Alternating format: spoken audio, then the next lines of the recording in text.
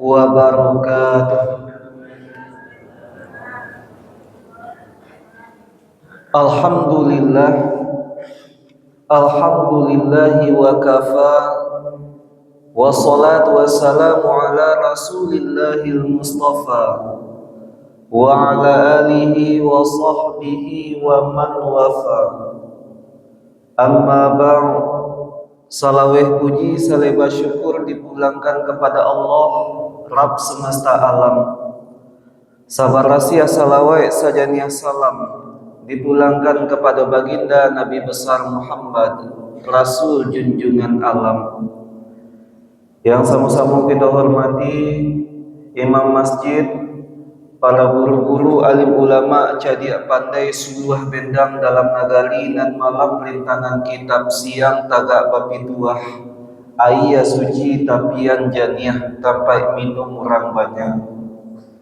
Para angku bapak niniak mama nan gadang basa batuah, gadang babingkah tanah basa babingkah awal, batuah lah nagali katapiang. Para ibu-ibu di belakang, ibu-ibu bundo kanduang limpapeh rumah nan gadang, cahayo rumah salendang dunia, sumarak lah nagari katapiang. Bapak, Ibu, kaum muslimin, kaum muslimat sidang jamaah salat subuh yang dirahmati Allah. Pada kesempatan subuh kini kita akan membahas sebuah bahasan mengenai penyebab rumah tidak diberkahi oleh Allah. Jadi kadang kita punya rumah, mendiami rumah, bertempat tinggal, kadangkala rumah yang kita tempati tadi tidak diberkahi oleh Allah. Itu yang akan kita kaji selama beberapa menit ke depan. Bapak Ibu, kita seringkali mendengar kata berkah. Acok mana kita mendengar berkah? Kini apa tu yang berkah?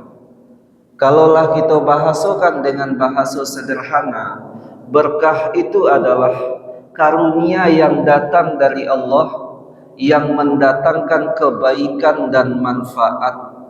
Ada kebaikan, ada manfaat di dalamnya. Maka disitulah berkah. Kalau tak cuba di makanan yang berkah, sagete nan kita makan berkah, ada dampak dan manfaatnya.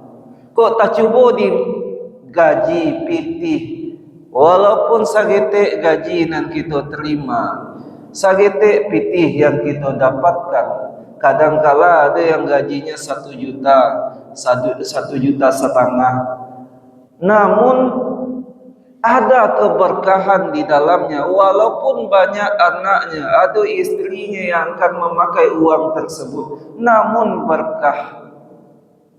Begitupun di rumah yang berkah tadi, ketika kita pulang dari kerajo, pulang dari aktivitas, nyaman kita di rumah, maka disitulah rumah yang berkah. Maka sesuai dengan kaidahnya, baiti jannati, rumahku surgaku.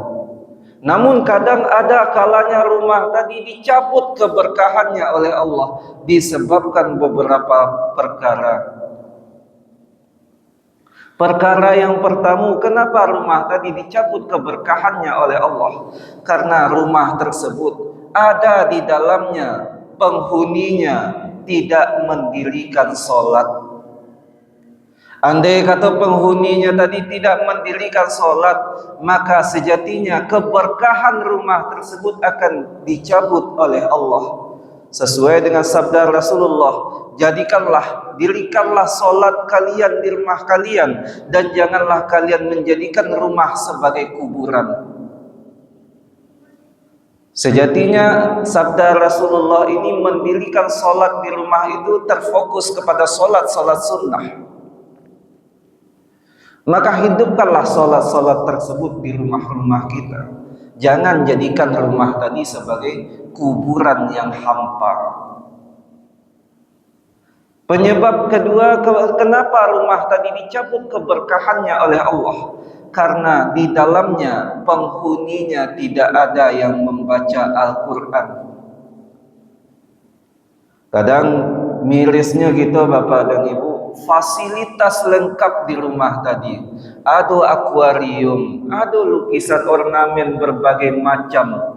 Namun yang terjadi, Al-Quran kadang tidak tahu di mana posisinya. Al-Quran tidak tahu di mana letaknya. Al-Quran kadang hanya menjadi penghias di rumah. Maka sesuai dengan sabda Rasulullah, sinarilah rumah-rumah kalian dengan solat dan bacaan Al-Quran. Dan dalam sabda lainnya Rasulullah pun juga menjelaskan, sesungguhnya rumah yang kecil adalah rumah yang di dalamnya tidak dibacakan Al-Quran. Kadangkala kita merasa rumah kita ketek, padahal lah gadang rumah tadi. Orang mencelik lah gadang, tapi kita merasa ketek di rumah tadi. Kenapa? Karena di dalamnya tidak dibacakan Al-Quran.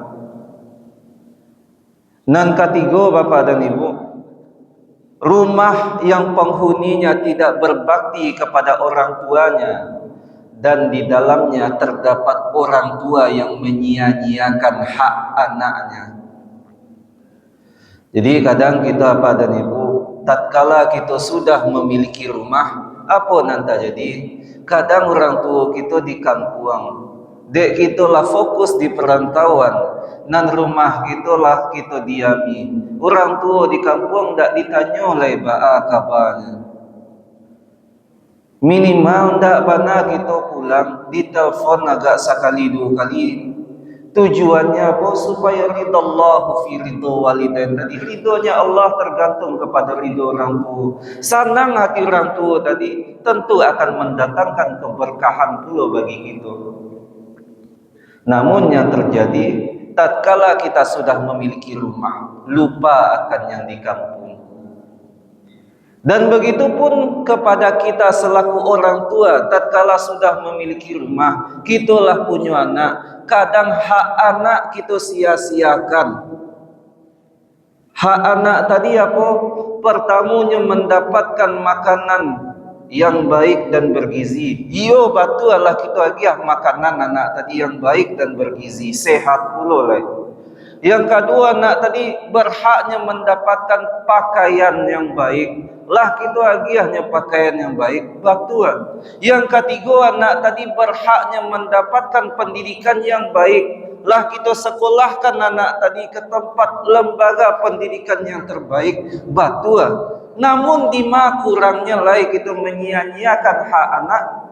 Kadangkala yang kampe itu yang acok kita sia-siakan. Apa itu? Komunikasi dengan sang anak.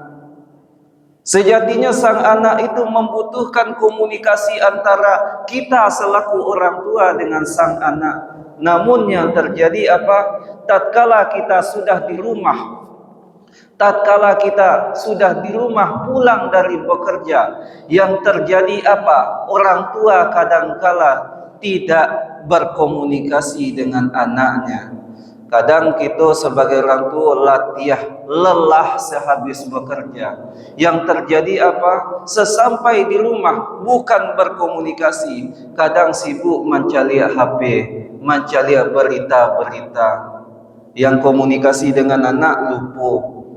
Maka itulah yang dicontoh oleh anak. Kesalahan terbesar bagi orang tua adalah membawa HP ke rumah, bermain HP daki anak. Itu yang dicontoh sama anak. Maka wajar anak tadi candu pula dengan HP.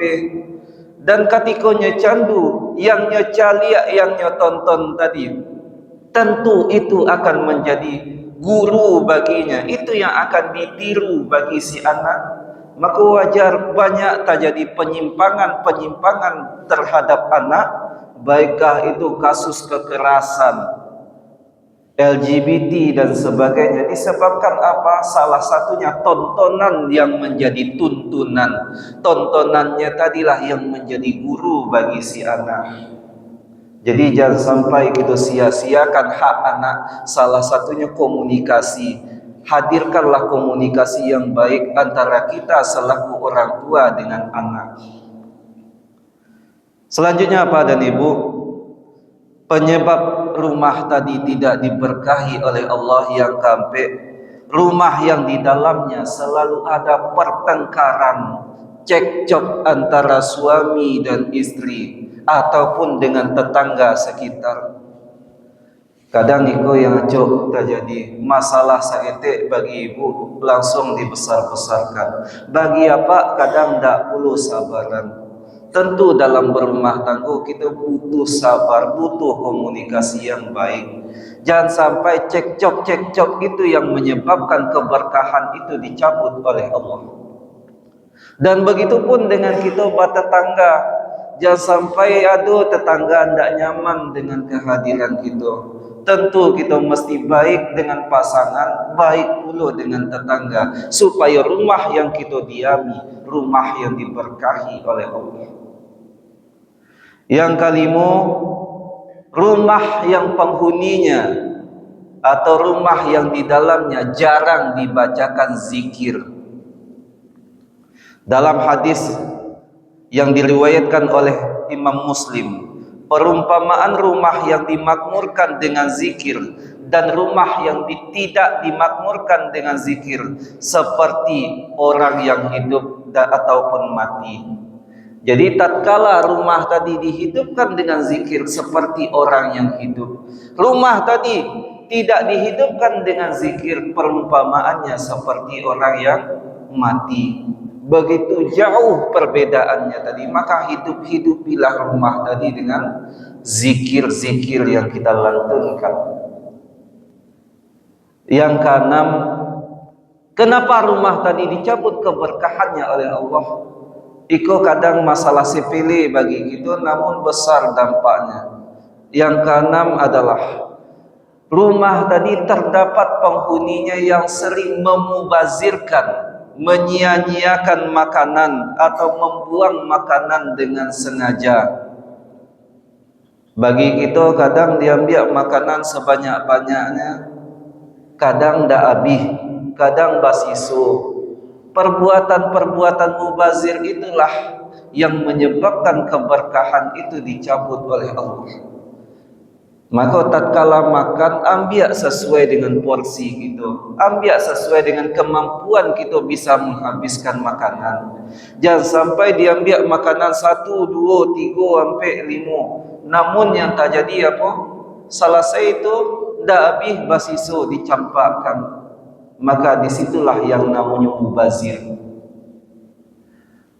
Dan yang ketujuh Bapak dan Ibu, yang sering bana terjadi bagi kita, rumah yang di dalamnya tidak dibersihkan atau masih terdapat sampah yang terdapat berhari-hari. Jadi kadang-kala kita di rumah sering menumpuk sampah atau saruk. Jadi kadang saruk tadilah berhari-hari lah sampai berminggu-minggu. Ba'a malaikat rahmat tadi datang sementara sampah tadi bertumpuk di rumah. Ada sampah tulang belulang, makanan dan sebagainya. Nasi yang lah banyak baulik-ulik dan sebagainya. Ba'a malaikat tadi masuk sementara sampah kita letakkan di dalam rumah. Jadi kok ada kebiasaan kita yang suka menumpuk sampah di rumah, yang lasa tinggi kok baru kita buang, maka kurangi, hilangkanlah kebiasaan tadi. Ada sampah segera dibuang, jangan sampai sampah tadi menumpuk di dalam rumah tadi. Dan yang terakhir Bapak dan Ibu, kenapa rumah tadi tidak diberkahi oleh Allah? Karena terdapat penghuni di dalamnya yang masih berbuat maksiat dan enggan bertaubat. Maksiat itu tentu akan mendatangkan bala dari Allah. Dan tak puluh namuah je bertaubat, maka lengkaplah permasalahan keberkahan tadi dicabut oleh Allah. Nah lantas ba'a, kalau ingin rumah kita diberkahi oleh Allah, ba'a caranya? Tentu kebalikan dari yang disampaikan tadi. Ingin kita rumah kita diberkahi oleh Allah, maka hidupkanlah rumah tadi dengan melaksanakan solat di dalamnya. Ingin kita rumah kita diberkahi oleh Allah, maka hidupilah, sinarilah rumah tadi dengan bacaan Al-Quran. Ingin kita rumah kita diberkahi oleh Allah, maka kita sebagai anak berbaktilah kepada orang tua. Dan kita sebagai orang tua jangan sia-siakan hak anak. Ingin kita rumah kita diberkahi oleh Allah, jangan ada pertengkaran, cekcok antara suami istri, pasangan ataupun dengan tetangga. Ingin kita rumah kita diberkahi oleh Allah, hidupilah rumah tadi dengan zikir-zikir yang kita munajatkan kepada Allah. Ingin kita rumah kita diberkahi oleh Allah, hilangkanlah sifat mubazir yang selalu kita bawa tadi. Ingin kita rumah kita diberkahi oleh Allah, jangan sampai acok juga kita menumpuk sampah di rumah. Ingin kita rumah kita diberkahi oleh Allah, tatkala ada maksiat yang sengaja ataupun tidak sengaja kita kerajokan, segera kita minta ampun kepada Allah. Seminimal mungkin kita mengucapkan lafaz istighfar, astaghfirullahalazim. Intinya apa? Tatkala ada kesalahan, kita langsung meminta ampun kepada Allah. Tatkala ada kesalahan kepada orang lain, langsung kita meminta maaf. Jangan sampai ditunggu-tunggu pula minta ampun dan meminta maaf tadi. Kiranya 8 wasiat tadi dapat kita amalkan supaya rumah kita diberkahi oleh Allah. Panakia pisau sirawi ambiak galah batang lintah buang, salodang jadikan niru, satitiak tolong lawikan, sakapa tolong bunuangkan, alam nan takambang jadi guru. Kalau guru sabana guru tentu pasannya dipaci arek dan diganggam taguah. Jadi pasanambo selaku guru pada kesempatan subuh ini, jadikanlah penyebab keberkahan rumah dicabut oleh Allah ini menjadi pelajaran bagi kita.